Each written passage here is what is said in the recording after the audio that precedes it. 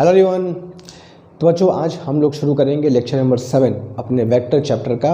और आज हम लोग जो पढ़ने वाले हैं ये सिर्फ इस चैप्टर में ही नहीं हमें यूज़ होगा, बल्कि आगे के बहुत चैप्टर्स में, बहुत टॉपिक्स में, बहुत कॉन्सेप्ट्स में, बहुत क्वेश्चंस में हमें ये चीज़ देखने को मिलेगी। और देख तो लिया होगा, हम लोग को आज पढ़ना है multiplication of vectors, dot product और क्रॉस प्रोडक्ट। वेक्टर के दो बहुत ही अहम कॉन्सेप्ट जिनका यूज़ फिज़िक्स के ऑलमोस्ट तुमको मोरलेस हर चैप्टर में जहाँ पर वेक्टर की बात आएगी वहाँ पर तुमको इन दोनों मल्टीप्लिकेशन में से किसी एक का तुमको जिक्र ज़रूर मिलेगा। ठीक है, तो हमको सिर्फ इसलिए नहीं पढ़ना है कि यार वेक्टर में इन मल्टीप्लिकेशन से क्वेश्चंस आएंगे। हमें इस बात को ध्यान रखना है कि जब आगे के चैप्टर्स पढ़ेंगे जहाँ वेक्टर का जिक्र आएगा, जहाँ वेक्टर क्वांटिटीज की बात होगी, वहाँ पर इन मल्टीप्लिकेशन की भी हमें ज़रूरत पड़ेगी। जैसे एग्जाम्पल के तो मैं तुमको बताऊँ, हम लोग जब पढ़ेंगे मैग्नेटिज्म तो वहाँ पर एक फोर्स मैं तुमको पढ़ाऊँगा, लॉरेंज फोर्स। अब वहाँ पर वेक्टर के क्वेश्चंस बहुत आते हैं। मैग्नेटिक फील्ड तो मतलब पूरा डायरेक्शन पर ही बेस्ड है, तो जहाँ पर फिजिकल क्वांटिटीज़ में डायरेक्शन अटैच होगा वहाँ पर वेक्टर होगा, जहाँ वेक्टर होगा वहाँ वेक्टर मल्टीप्लिकेशन होगा। इसलिए इसका कॉन्सेप्ट, इसकी थ्योरी, इसका फॉर्मूला, इसका प्रैक्टिस बहुत बढ़िया से एकदम अच्छे से होना चाहिए। तो आज की जो क्लास हम लोग करने वाले हैं लेक्चर नंबर 7, आज की क्लास में हम लोग इन दोनों मल्टीप्लिकेशन को सीखेंगे। मल्टीप्लिकेशंस कैसे करते हैं, इनके क्या प्रॉपर्टीज़ होते हैं, और फिर जब अच्छे से कॉन्सेप्ट हमारा बन जाएगा तो हमेशा की तरह फिर हम लोग क्वेश्चन शुरू करेंगे। लेकिन पहले आज की क्लास में इन दोनों प्रोडक्ट को, इन दोनों मल्टीप्लिकेशन को, दैट इज़ डॉट प्रोडक्ट और क्रॉस प्रोडक्ट को बहुत ध्यान से अच्छे से पहले क्लियर करेंगे। कुछ बच्चे सोच रहे होंगे कि सर आपने तो अभी कुछ दिन पहले लेवल 2 के कुछ क्वेश्चंस कराए थे, लेवल 3 कहाँ चला गया, वो कहाँ आएगा। तो हमारा जो तरीका है पढ़ने का वो हम लोग ऐसा ही है, टॉपिक पढ़ते चलेंगे, क्वेश्चंस करते चलेंगे। तो लेवल 3 एंड बियॉन्ड भी अभी आने वाला है, धीरे धीरे करके सब आएगा। जो तरीका, जो सीक्वेंस आ रहा है उसको फॉलो करो, that is best for you. ठीक है, चलो तो शुरू करते हैं बच्चों आज का अपना topic, that is multiplication of factors. जैसा कि हम लोग हमेशा जानते हैं कि यार वेक्टर का नाटक बड़ा होता है, ये सीधे से कोई काम इसमें नहीं होता। स्केलर मल्टीप्लिकेशन, स्केलर क्वांटिटीज़ के जो भी रूल्स रेगुलेशन इसका कोई मतलब नहीं होता। न ये सिंपल तरीके से ऐड होता है, न ये सिंपल तरीके से सब्ट्रैक्ट होता है, न ही सिंपल तरीके से इसका मल्टीप्लिकेशन होता है। सिंपल तरीका मतलब जो कि हम लोग स्केलर क्वांटिटीज़ के लिए पढ़ते हैं। अब देखो यहाँ पर क्या बात है, बात यह है कि जब भी दो वेक्टर का हम लोग मल्टीप्लाई करने जाएंगे, v इंटू वी करेंगे, तो ऐसा देखा जाता है कि रिजल्ट स्केलर भी हो सकता है, रिजल्ट वेक्टर भी हो सकता है। ठीक है, तो when you multiply a vector by a vector, the result could be a scalar और कुड बी अ वेक्टर। अब इसी चीज़ को देख, जैसे एग्जांपल के तौर पे हमने फोर्स और डिस्प्लेसमेंट का मल्टीप्लाई करा, मिल गया हमको वर्क, और वर्क है स्केलर, वर्क में कोई दिशा नहीं होती है। हमने फोर्स और डिस्प्लेसमेंट पोजीशन वेक्टर का मल्टीप्लाई किया, हमें टॉर्क मिल गया, टॉर्क में वेक्टर डायरेक्शन होती है, वेक्टर क्वांटिटी। तो फिजिक्स में से बहुत सारे तुमको इंस्टेंस मिलेंगे जहाँ पर तुमको देखने को मिलेगा कि कभी स्केलर कभी वेक्टर। इसी चीज़ को ध्यान में रखते हुए इन दोनों मल्टीप्लिकेशन को अलग अलग करके हम लोग पढ़ते हैं। तो शुरू करते लोग पहले, दैट इज जब दो वेक्टर को मल्टीप्लाई करने पर एक स्केलर क्वांटिटी मिलती है तो उसको बोलते हैं स्केलर प्रोडक्ट या वेक्टर का डॉट प्रोडक्ट। और जब दो वेक्टर को मल्टीप्लाई करो और रिजल्ट भी तुमको वेक्टर ही मिले तो उसको कहते हैं वेक्टर प्रोडक्ट या क्रॉस प्रोडक्ट। इन्हीं दोनों को आज हम लोग इस क्लास में बहुत अच्छे से, इत्मीनान से, बारीकी से, ज़ीरो से जहाँ तक पढ़ना है वहाँ तक कंप्लीट करेंगे। तो बने रहो, पूरा वीडियो को देखो और देखो तुमको क्या चीज़ सीखने को मिलती है और कितना बेनिफिशियल होगा तुम्हारे लिए क्वेश्चंस को सॉल्व करने में। ठीक है, चलो तो शुरू करते हैं। सबसे पहला मल्टीप्लिकेशन जो हम लोग को पढ़ना, दैट इज स्केलर प्रोडक्ट और द डॉट प्रोडक्ट। स्केलर इसलिए कहते हैं तो रिजल्ट स्केलर है, डॉट इसलिए कहते हैं क्योंकि रिप्रेजेंट करने में सिंपल डॉट का यूज़ करते हैं। जैसे मान लो मैंने दो वेक्टर लिया ए और बी, ठीक है, this is vector A and this is vector B. कुछ भी कर लो, मल्टीप्लिकेशन करो, एडिशन करो, सब्ट्रैक्शन करो, एक चीज की हमको हमेशा से जरूरत पड़ेगी, वो होगा दोनों वेक्टर के बीच का एंगल। ये हमको हमेशा चाहिए होगा। तुम उनमें कोई भी ऑपरेशन लगाओ तो मान लो बीच का एंगल कितना थीटा है। तो दो वेक्टर का स्केलर प्रोडक्ट या डॉट प्रोडक्ट एक स्केलर क्वांटिटी होती है, जैसा कि आप सब जानते हैं, और इसको हम रिप्रेजेंट करते हैं ए डॉट बी से, ठीक है। इसका फॉर्मूला होता है mod of A mod of B into cos of theta, ठीक है। या जल्दी से ए बी कॉस थीटा भी लिख सकते हो। अगर मैं सिर्फ ए लिखूं, वेक्टर न लगाऊं, समझ लेना क्यों, वेक्टर का मॉड है, ठीक है। तो ये जो फॉर्मूला हमारा होता है ए डॉट बी का, that is mod of A mod of B and theta. Here मैं लिख दे रहा हूं, theta is the angle between vector A and vector B. Theta जो यहाँ पर है वेक्टर ए वेक्टर बी के बीच का एंगल है, इस बात को ध्यान रखना। तो ये हमारा होता है दो वेक्टर के डॉट प्रोडक्ट का formula, mod of first vector mod of second vector into cos theta. अच्छा, इस डॉट प्रोडक्ट को एक तरीके से हम लोग और कह सकते हैं, वो थोड़ा तरीका देखना क्या होता है। जैसे मान लो ये मेरे पास दो वेक्टर थे, दैट इज ए और बी, ठीक है, जिनके डॉट प्रोडक्ट का फॉर्मूला मेरे पास आया A dot B is equal to mod of A mod of B and cos theta, ठीक है। इस फॉर्मूले को अगर मैं ऐसे लिखूं A cos theta into B तो कोई दिक्कत नहीं है। अब ये ए कॉस थीटा क्या होता है, ये ए कॉस थीटा अगर मैं वेक्टर ए से परपेंडिकुलर ड्रॉप कर दूं इस तरीके से बी के ऊपर, तो ये जो ए कॉस थीटा है वो ये वैल्यू होती है, this is A cos theta, ठीक है। और वेक्टर्स में इसको हम कहते हैं वेक्टर ए का वेक्टर बी के दिशा में कंपोनेंट, ठीक है। बहुत बेसिक सा एक कॉन्सेप्ट है वेक्टर का। तो अगर मैं डॉट प्रोडक्ट को इस तरीके से लिखूं तो जो ए कॉस थीटा है वो ए का कंपोनेंट बी के डायरेक्शन में कह सकते हैं। तो अगर मैं इसको लिखना चाहूं that is equal to component of vector A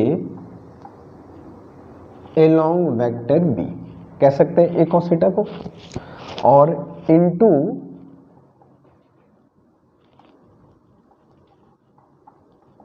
magnitude of vector B. या इसको चाहो तो ऐसे भी लिख सकते हो, अगर मैं चाहूं तो इस फॉर्मूले को A dot B is equal to A into B cos theta कह सकता हूं। और बी कॉस थीटा क्या होगा, बी कॉस थीटा बी का ए के डायरेक्शन में कंपोनेंट होगा। तो इसको मैं कह सकता हूं कि A is magnitude of vector A multiply by component of vector B along vector A, ऐसे कह सकते हैं। तो अगर हम चाहें तो ये जो दो वेक्टर का डॉट प्रोडक्ट है mod of A mod of B cos theta, इसको हम लोग कह सकते हैं कि जो दो वेक्टर का डॉट प्रोडक्ट है वो एक वेक्टर के मैग्नीट्यूड और दूसरे वेक्टर के उसी डायरेक्शन में जो कंपोनेंट होता है उसके मल्टीप्लिकेशन के बराबर होता है। यानी दो वेक्टर का जो डॉट प्रोडक्ट है, अगर मैं 1 और 2 लिखूं तो magnitude of first vector multiply by component of second vector in the direction of first vector, ठीक है। इन दोनों फॉर्मूले को देखोगे समझ जाओगे मैं क्या कहना चाह रहा हूँ। जस्ट एक समझ लो तरीका है कहने का कि डॉट प्रोडक्ट को हम लोग अगर कंपोनेंट के फॉर्म में कहना चाहें तो कैसे कह सकते हैं, ठीक है।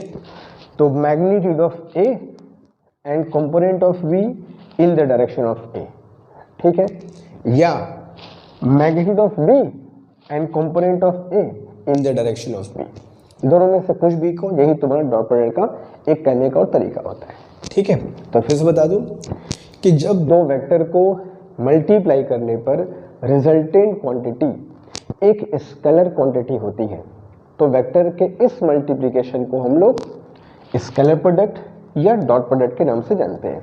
इसके बहुत से एग्जाम्पल तुमको मिलेंगे फिजिक्स में, आगे पढ़ते चलेंगे, एग्जाम्पल हमको मिलते चलेंगे, ठीक है। इसका फॉर्मूला क्या होता है? दो वेक्टर का जो स्केलर प्रोडक्ट होता है इसको बोलते हैं ए डॉट बी। इसका सिंपल सा फॉर्मूला होगा mod of A mod of B and cos theta, जहाँ थीटा क्या होगा? दोनों वेक्टर के बीच का एंगल, ठीक है। तो ये इसका बेसिक सा फॉर्मूला हो गया। सिर्फ इसमें मैग्नीट्यूड होगा, इस एक्सप्रेशन में डायरेक्शन जैसी कोई चीज़ नहीं होती है, इस बात को ध्यान रखना, ठीक है। अब हमने कहा कि इस स्केलर प्रोडक्ट को हम लोग एक तरीके से कंपोनेंट के फॉर्म में ऐसे एक्सप्रेस कर सकते हैं कि A dot B is A cos theta into B. इसका मतलब क्या हुआ?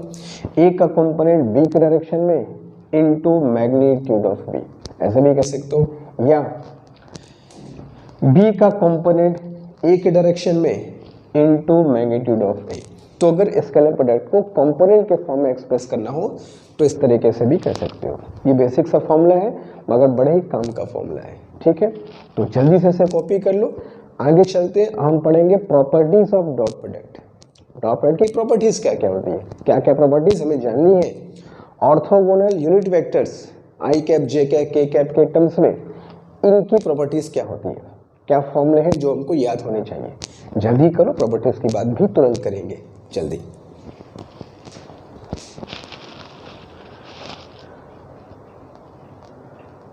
अब जो मेन चीज़ हमको जाननी है वो प्रॉपर्टीज़ ऑफ है डॉट प्रोडक्ट। डॉट प्रोडक्ट की प्रॉपर्टीज़ क्या क्या होती है, किस तरीके से इसको अलग अलग जगह पे इसको यूज़ करते हैं वो थोड़ा देख लिया जाए। तो नाउ प्रॉपर्टीज़, तो प्रॉपर्टीज़ में सबसे पहली प्रॉपर्टी जो कि बहुत ज़्यादा हम लोग यूज़ करते हैं कि अगर दो वेक्टर एक दूसरे के परपेंडिकुलर हो, मान लो मेरे पास दो वेक्टर हैं और वो एक दूसरे के परपेंडिकुलर है, मतलब बीच का एंगल 90 डिग्री है, ठीक है। Vector A vector B and the angle between them is 90, ठीक है। तो जब दो वेक्टर परपेंडिकुलर होंगे तो ए डॉट बी का formula mod of A mod of B cos 90 होगा, और कॉस 90 की वैल्यू क्या होती है? 0, ठीक है। तो ये वेक्टर कह रहा हूँ, ये स्केलर प्रोडक्ट का बहुत इंपॉर्टेंट प्रॉपर्टी है कि अगर दो वेक्टर आपस में परपेंडिकुलर होंगे तो बच्चों उनका डॉट प्रोडक्ट क्या होना चाहिए? हमेशा 0 होगा। ये बहुत इंपॉर्टेंट प्रॉपर्टी है, ये बहुत जगह हम लोग यूज़ करेंगे, ठीक है। चलो दूसरी प्रॉपर्टी की जो डॉट प्रोडक्ट होता है वो कॉम्यूटेटिव लॉ को फॉलो करता है। मतलब अगर ऑर्डर चेंज कर दिया जाए A dot B is equal to B dot A, कोई फ़र्क नहीं पड़ता, ठीक है। तो ऑर्डर चेंज करने में डॉट प्रोडक्ट में कोई भी फ़र्क नहीं पड़ता। हम दो वेक्टर की हम लोग यहाँ बात करेंगे, फिर फिलहाल इसी पे हम लोग का फोकस होगा। तीसरी चीज़, अगर मैं किसी वेक्टर का उसी वेक्टर के साथ मल्टीप्लाई कर दूँ तो इसको बोलते हैं बच्चा सेल्फ प्रोडक्ट ए डॉट ए। अगर दोनों वेक्टर सेम हैं तो जाहिर सी बात है दोनों का डायरेक्शन भी सेम होगा। अगर ये वेक्टर ए नॉर्थ की तरफ है तो ये वेक्टर ए भी नॉर्थ की तरफ ही होगा। तो दो सेम वेक्टर का अगर मल्टीप्लाई करो उनको कहते हैं सेल्फ प्रोडक्ट, और इनके बीच एंगल कितना होगा? हमेशा 0 डिग्री होगा। भाई दोनों सेम वेक्टर हैं, दोनों का डायरेक्शन सेम होगा। तो इसको अप्लाई करूँ मैं तो मॉड ऑफ ए एंड बीच का एंगल कॉस 0। कॉस 0 कितना होता है? 1। तो ए डॉट ए क्या आ जाएगा? ए स्क्वायर, ठीक है। ये भी खास प्रॉपर्टी है। तो कभी भी ऐसा कुछ तुमको देखने को मिला कि जैसे एक्स डॉट एक्स आ गया तो फट से क्या लिखना होगा हमें? मॉड ऑफ एक्स का स्क्वायर, ठीक है। चलो fourth property is for orthogonal unit vectors, ठीक है। अब इनकी थोड़ा हम लोग बात कर लेते हैं क्योंकि इनकी चर्चा करना बहुत ज़रूरी है, ध्यान से समझना। अगर मैं ये कोऑर्डिनेट एक्सिस ड्रॉ करूँ, ठीक है, कुछ इस तरीके से, x axis, y axis, z axis माउंट ड्रॉ कर दिया, तो हम सब जानते हैं कि एक्स एक्सिस के अलॉन्ग जो हम लोग यूनिट वेक्टर लेते हैं वो क्या होता है आई कैप, वाई एक्सिस के अलॉन्ग क्या होता है जे कैप, जेड एक्सिस के अलॉन्ग क्या होता है बच्चा की कैप। ठीक है, बहुत बेसिक प्रॉपर्टीज़ है। अब हम लोग अगर स्केलर प्रोडक्ट या डॉट प्रोडक्ट को इस ऑर्थोगोनल यूनिट वेक्टर्स पे अप्लाई करें तो ये कैसे होता है? तो अगर हम लोग सेम वेक्टर लें तो आई डॉट आई या जे डॉट जे या K dot K, same vector का multiply I dot I, A dot A is equal to A square होता है, तो I dot I is equal to क्या होगा I square, J dot J is equal to क्या होगा J square, K dot K is equal to क्या होगा K square, और I cap J cap K cap सबकी वैल्यू कितनी होती है 1, तो सारी वैल्यू कितनी आएगी बालक 1 आ जाएगी। ठीक है, तो ऑर्थोगोनल यूनिट वेक्टर्स में अगर सेम वेक्टर का डॉट मल्टीप्लाई करोगे, डॉट प्रोडक्ट लोगे तो वैल्यू कितनी आएगी 1। इन केस अगर मान लो मैं अलग अलग कर दिया, जैसे आई डॉट जे कर दिया, तो आई डॉट जे कर दिया तो आई और जे के बीच में एंगल कितना बनता दिखाई दे रहा है 90 डिग्री। तो ये वाला केस हो गया कि दो वेक्टर दूसरे के परपेंडिकुलर है, तो अगर परपेंडिकुलर है तो इनका डॉट प्रोडक्ट कितना हो जाएगा 0। सिमिलरली जे और के को लोगे तो जे डॉट के की वैल्यू भी क्या आएगी 0 आएगी, या के और ए को ले लिया जाए तो के डॉट आई की वैल्यू भी क्या आएगी 0 आ जाएगी। ठीक है, तो dot product of orthogonal unit vector को समझने का सिंपल तरीका ये है, सेम वेक्टर लोगे तो वैल्यू 1 आएगी, अलग अलग वेक्टर लोगे तो वैल्यू 0 आएगी। क्यों? क्योंकि कोई भी दो को लोगे, या आई और जे हो या जे और के हो या फिर आई और के हो, कोई भी दो को लेके चेक करोगे बीच का एंगल कितना आएगा 90 डिग्री आएगा। ठीक है, तो ये कुछ बेसिक प्रॉपर्टी है डॉट प्रोडक्ट की, जो कि बहुत सिंपल प्रॉपर्टी, जो कि हमको पता होना चाहिए, भले एग्जाम में क्वेश्चन आए ना आए लेकिन पता होना चाहिए कहीं भी किस तरीके से यूज़ कर सकते हैं। ठीक है, तो जल्दी से नोट कर लो, चलते हैं टूवर्ड्स क्रॉस प्रोडक्ट और वेक्टर प्रोडक्ट, जो कि इसका सेकंड प्रोडक्ट है। ठीक है, जल्दी।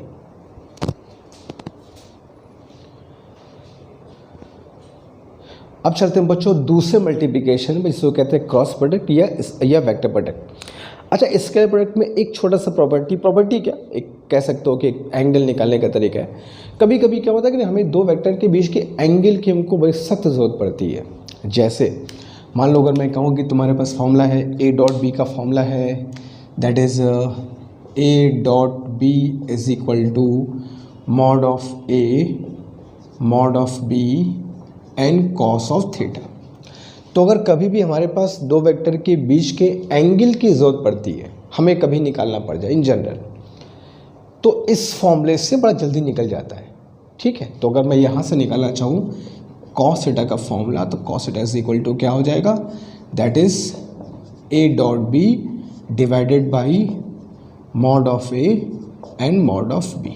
ठीक है, तो इस फॉर्मूले को क्या देखना, अगर दो वेक्टर के बीच का एंगल हमें पता करना होगा तो तुरंत डॉट प्रोडक्ट का फॉर्मूला याद करना, तुरंत हमारा काम हो जाएगा। ठीक है, तो कह सकते हो ये भी प्रॉपर्टी है, दो वेक्टर के बीच का एंगल निकालने के लिए डॉट प्रोडक्ट का हम यूज़ करते हैं।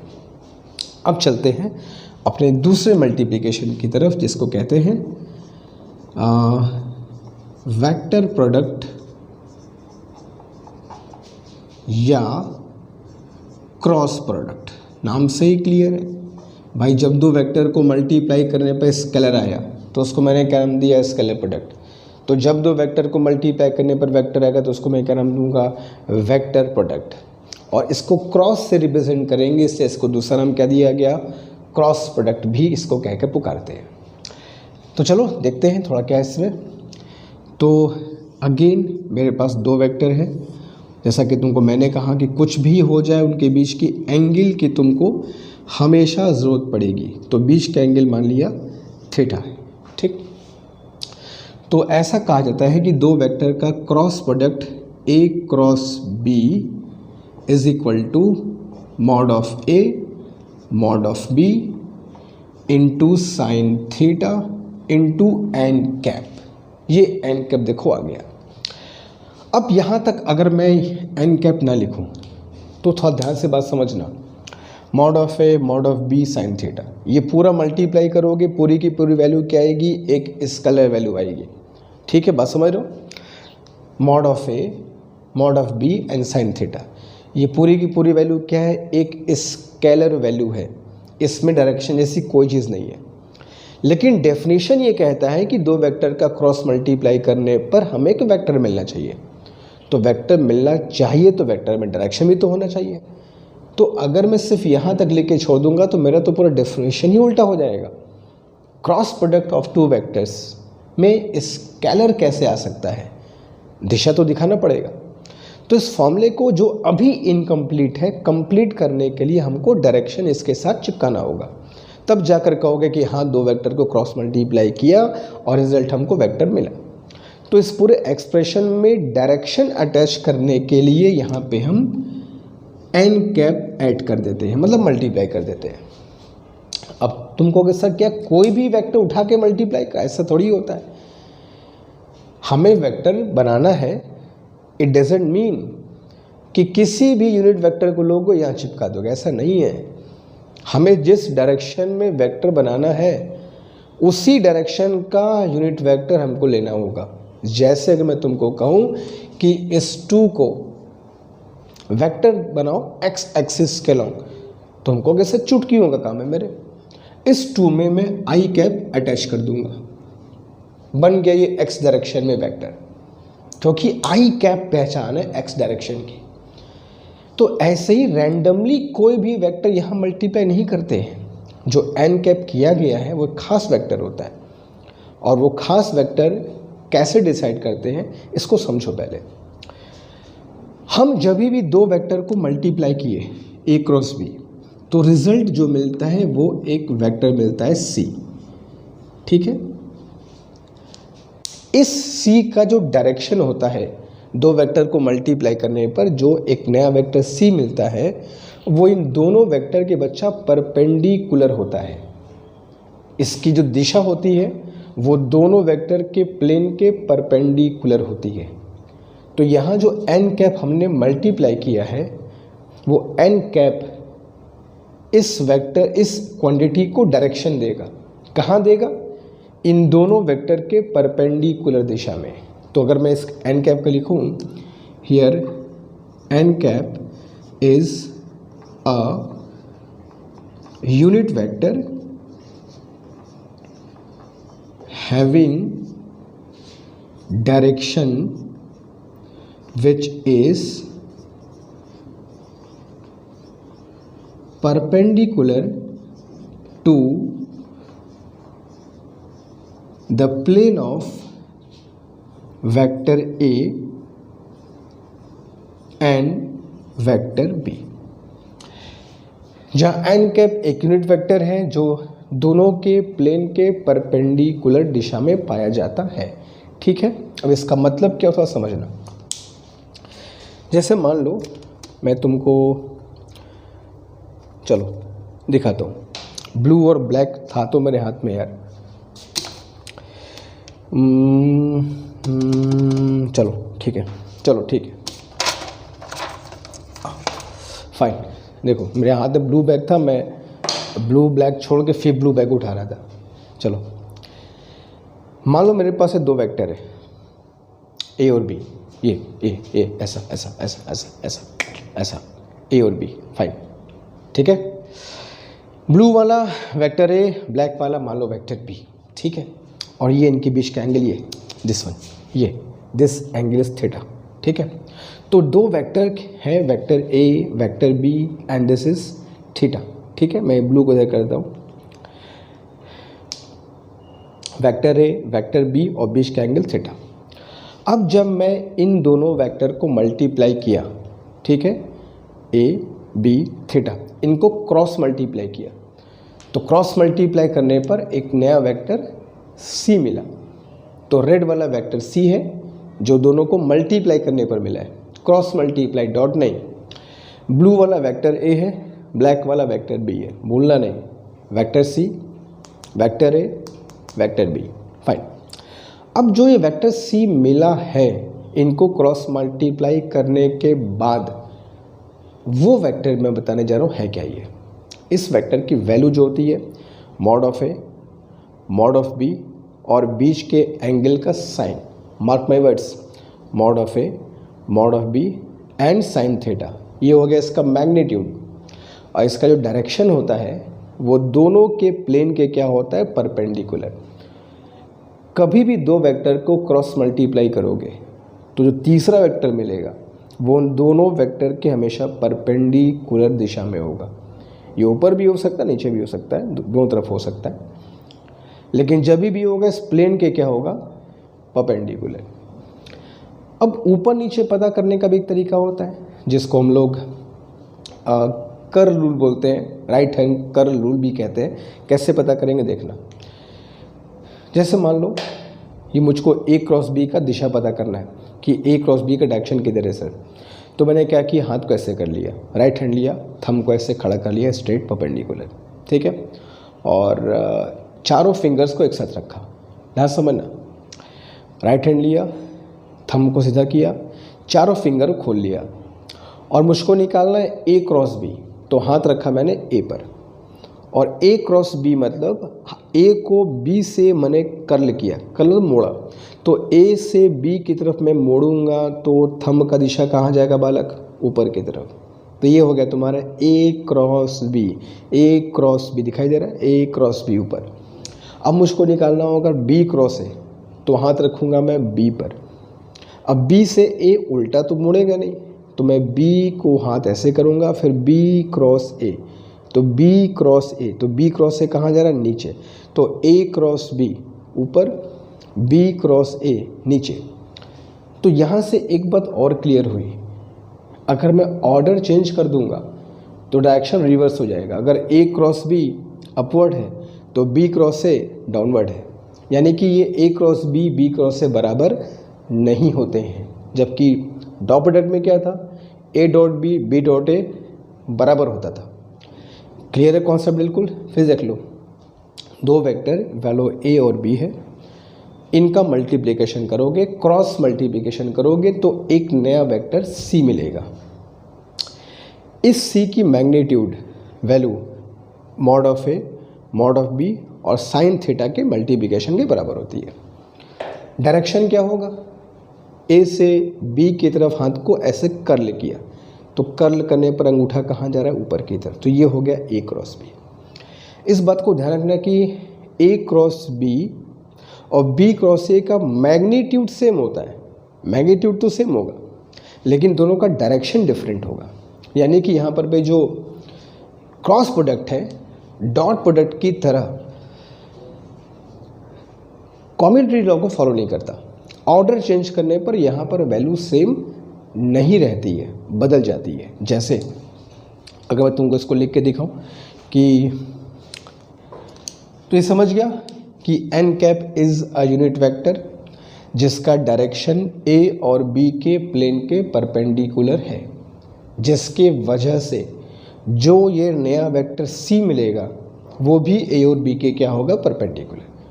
ये वेक्टर मल्टीप्लिकेशन का बहुत इंपॉर्टेंट प्रॉपर्टी मैं तुमको बता रहा हूँ, अच्छे समझना कि जब भी दो वेक्टर को क्रॉस मल्टीप्लाई करोगे तो जो नया वेक्टर मिलेगा, फॉरगेट अबाउट इट्स मैग्नीट्यूड यार, डायरेक्शन पर फोकस करो।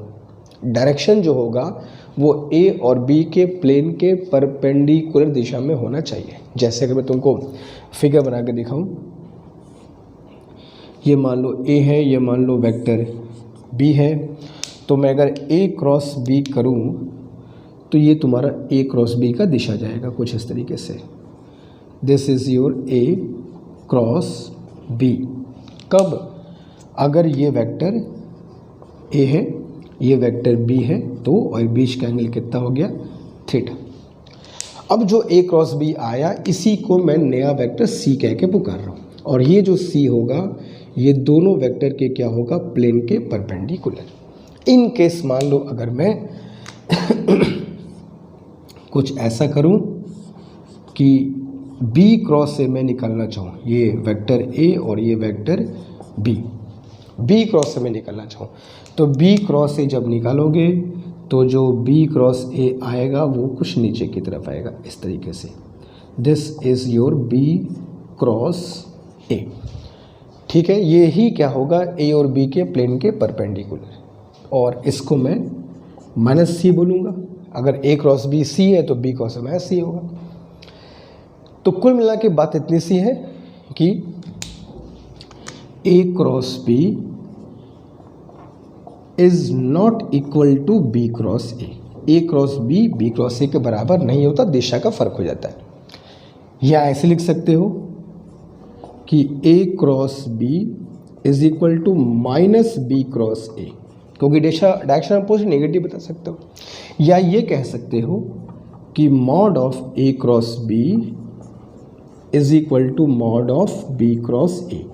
मैग्नीट्यूड तो बराबर होगा मगर डायरेक्शन क्या होगा, रिवर्स हो जाएगा। ठीक है, तो ये एकदम बेसिक चीज़ है जो कि वेक्टर मल्टीप्लिकेशन के बारे में, क्रॉस प्रोडक्ट के बारे में हर एक बच्चे को पता होना चाहिए। उसका फॉर्मूला, उसका एक्सप्रेशन, एन कैप का मतलब, ए क्रॉस बी का डायरेक्शन, ये सब अच्छे से पता होना चाहिए। ठीक है, तो इसको अच्छे से देख लो, कॉपी कर लो, नोट कर लो। तो फिर हम लोग क्रॉस प्रोडक्ट के भी प्रॉपर्टीज़ के बारे में पढ़ते हैं कि प्रॉपर्टीज़ इसकी भी क्या क्या होती है। जैसे डॉट प्रोडक्ट का पढ़ा वैसे इसका ही पढ़ेंगे। ठीक है, जल्दी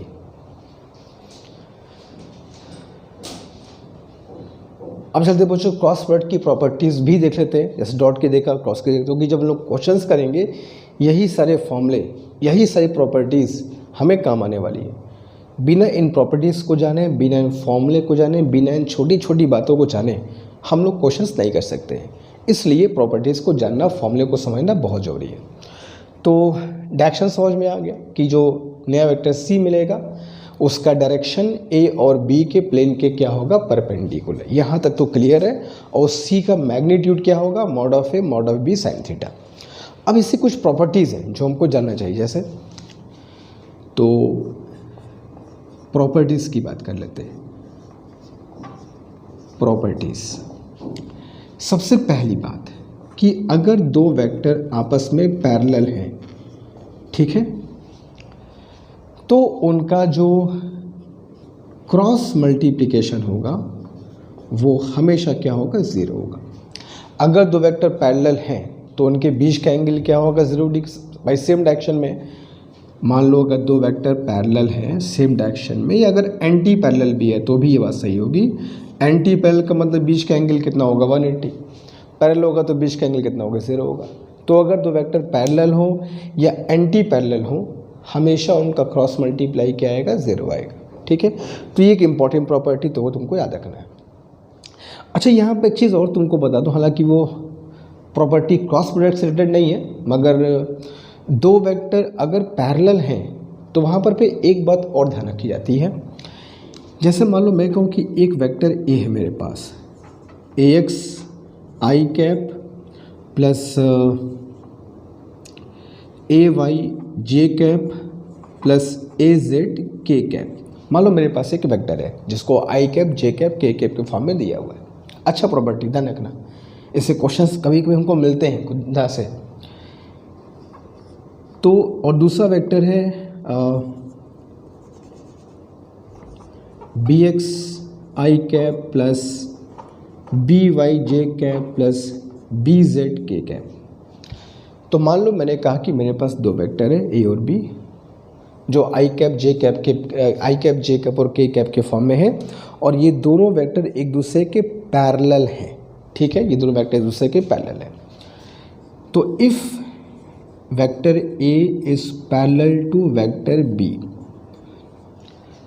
तो अगर दो वेक्टर आपस में पैरेलल हैं और उनको आई cap J cap K cap के फॉर्म में लिख करके हमको दिखाया है, तो उनके जो कोफिशिएंट्स हैं उनका रेशो सेम होता है। मतलब कि A X by B X is equal to A Y by B Y is equal to A Z by B Z is equal to a constant के। ये एक इम्पॉर्टेंट प्रॉपर्टी है जिससे क्वेश्चंस कभी कभी हमें देखने को मिलते हैं। हालांकि क्रॉस मल्टीप्लिकेशन से कोई नाता रिश्ता नहीं है इसका, लेकिन चूंकि पैरेलल वेक्टर की बात हो रही थी, कंडीशन की बात हो रही थी कि दो वेक्टर आखिर पैरेलल कब होंगे, या तो ए क्रॉस बी 0 हो जाए, या तो ये बात समझ लो, या उनके जो कोफिशिएंट्स हैं उनका मल्टीप्लिकेशन जो रेशियो होगा वो कांस्टेंट होगा। तो ये दो चीज़ें का ध्यान रखोगे तो कुछ क्वेश्चंस अगर बनेंगे तो हम लोग कर लेंगे। मन में कॉन्फिडेंस रहेगा कि हम जानते हैं कि दो वेक्टर अगर पैरेलल है तो वहाँ पर क्या होने वाला है। चलो फिर अगर मैं तुमको बताऊं कि किसी वेक्टर का उसी वेक्टर के साथ अगर मैं क्रॉस मल्टीप्लाई करूं तो ये भी कितना आएगा, ये भी कितना आएगा, 0 आएगा। क्यों 0 आएगा? क्योंकि बीच का एंगल कितना होगा, 0, दोनों सेम वेक्टर है। इन केस अगर हम, ये इंपॉर्टेंट प्रॉपर्टी है, ऑर्थोगोनल यूनिट वेक्टर्स अगर हम लोग लेते हैं आई कैप, जे कैप और के कैप, कुछ इस तरीके से,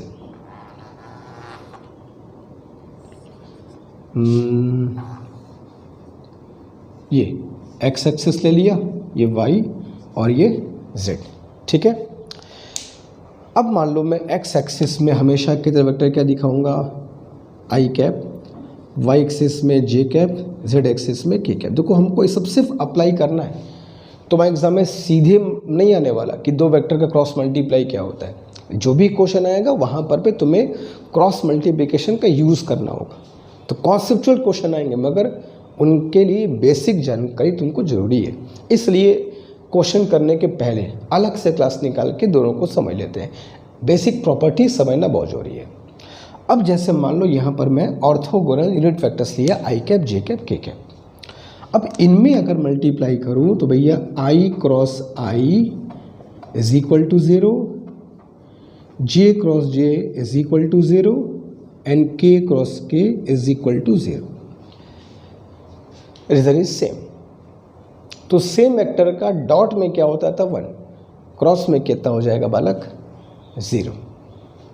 और अगर अलग अलग वेक्टर हो, आई cap, J cap, K cap का अलग अलग कर रहा हूँ तो उसके लिए एक लूप बना लो पहले, और आई लिख लो पहले, फिर यहाँ जे और फिर यहाँ आई से जे और जे से क्या हो गया के, ठीक है।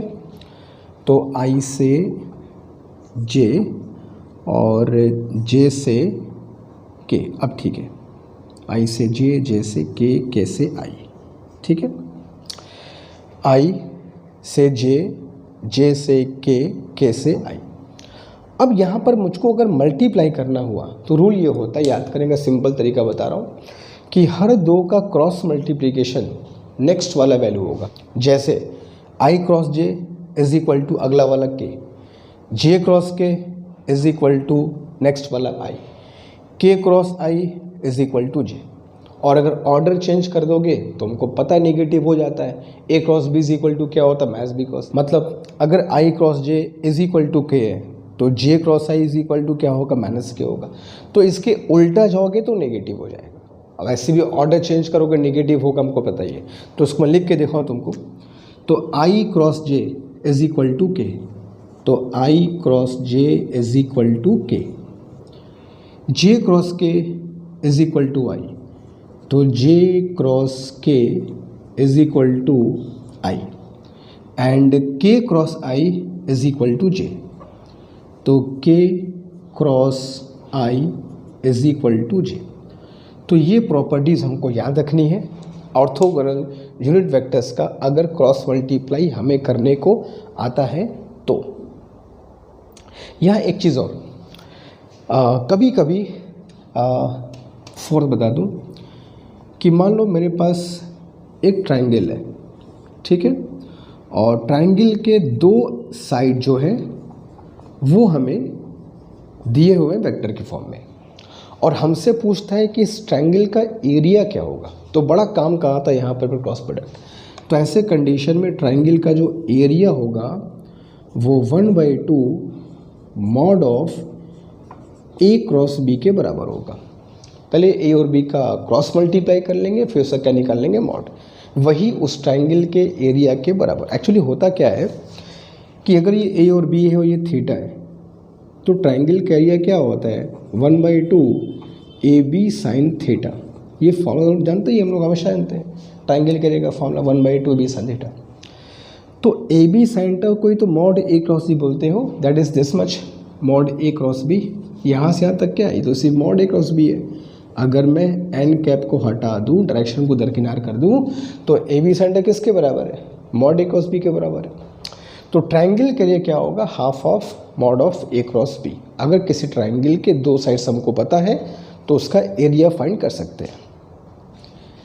सिमिलरली मान लो अगर ट्राइंगल ना आए, एक पैरेललोग्राम आ जाए। मान लो मेरे पास एक पैरेललोग्राम है, ठीक है, और इसके दो एडजेसेंट साइड्स हमको दिए हैं वेक्टर के फॉर्म में ए और बी।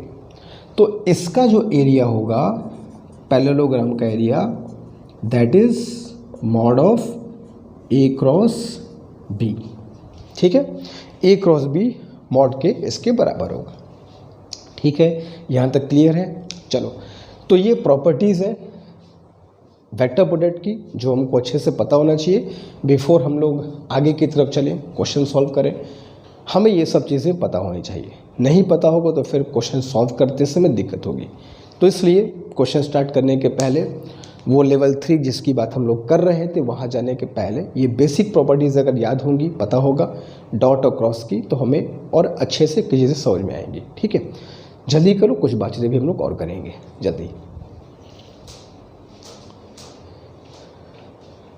ओके, तो ये हो गया बच्चों डॉट प्रोडक्ट और क्रॉस प्रोडक्ट जो कि हमें अच्छे से पता होना चाहिए। अगर तुम्हें से किसी बच्चे को डॉट और क्रॉस मल्टीप्लिकेशन और डिटेल में एकदम शुरुआत से एकदम बेसिक से पढ़ना है, जैसे हम लोग तो ये आईटी और जो जेई और नीट के प्रिपरेशन कर रहे हैं बच्चे, उनके लिए मैं बात कर रहा हूँ, तो ये उम्मीद करते हुए कि 11th में एटलीस्ट सुना तो होगा नाम कि ये चीज़ होता है, तो उसके पॉइंट ऑफ व्यू बात करें, एकदम अनजान तो नहीं है। जो कोई 11th का बच्चा अगर है जो बिल्कुल अनजान है, वेक्टर अभी शुरू उसके लाइफ में हो रहा है, तो मैंने ऑलरेडी डॉट और क्रॉस प्रोडक्ट के एक सेपरेट लेक्चर्स बनाए हैं, वो अलग अलग है, डॉट का अलग है, क्रॉस का अलग है, वो लंबे लंबे लेक्चर्स हैं। तो जिनको एकदम वेक्टर नहीं पता, अगर कोई 11th क्लास का बच्चा देख रहा होगा तो मैं लिंक शेयर कर दूंगा इस वीडियो के डिस्क्रिप्शन में, डॉट और क्रॉस मल्टीप्लिकेशन का जो मैंने डिटेल में सेपरेट लेक्चर से पढ़ाया है, उनको देख लेना। थोड़े डिटेल्स लेक्चर है, बहुत डिटेल में एकदम बहुत बारीकी से सब कुछ समझाया गया, सब कुछ बात वहाँ क्लियर हो जाएगा। और जिनके पास पहले से पढ़े हैं, 11th में चीज़ें थोड़ी बहुत जाने हैं, अब प्रिपरेशन करना है, तो उनके लिए that is more than sufficient. बस इसको अप्लाई करना है हमको क्वेश्चंस में। तो ठीक है बच्चों, मिलेंगे लेक्चर नंबर 8 में कुछ नए क्वेश्चंस के साथ, नए कॉन्सेप्ट्स के साथ, एंड कुछ टॉपिक्स अभी और बचे हैं जिनको हम लोग कंप्लीट करेंगे और फिनिश ऑफ करेंगे इस चैप्टर को, ठीक है। आज की क्लास में अगर कोई डाउट है तो कमेंट बॉक्स में ज़रूर बताना, अगर कोई बैकलॉग है तो उसको फटाफट कंप्लीट भी कर लो, ठीक है। मिलते हैं इस क्लास में, तब तक खूब अच्छे से पढ़ाई करते रहो। Thank you so much.